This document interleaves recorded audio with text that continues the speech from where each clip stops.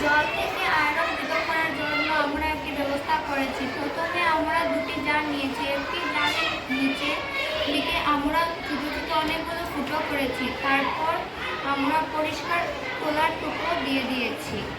আমাদের কাছে কিছু সামগ্রীও আছে জল থেকে আয়রন পৃথক করার জন্য। আমার কাছে কয়লা আছে, আমার কাছে পরিষ্কার বালু আছে, আমার কাছে পরিষ্কার পাথর আছে। তারপর আমরা একটি জার অন্য একটি জারের উপর শক্ত করে বসিয়ে দেব। তারপর আমরা বালু ঢালব, পরিষ্কার বালু ঢালব।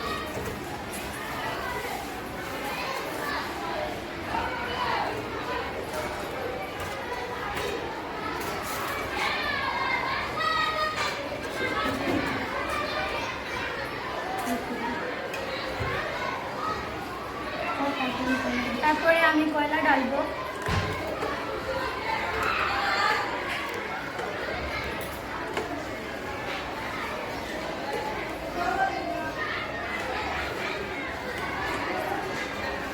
তারপরে আমি পাথর ঢালবো।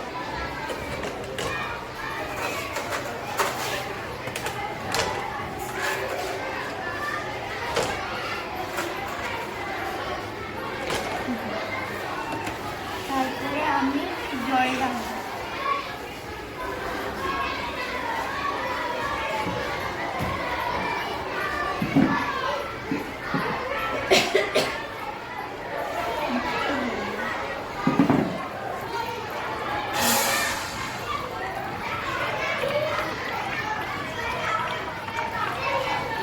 আমরা এই জল ফুটো করেও এদিকে কল দিয়ে নিতে পারবো বা এটা সরিয়েও আমরা নিতে পারবো।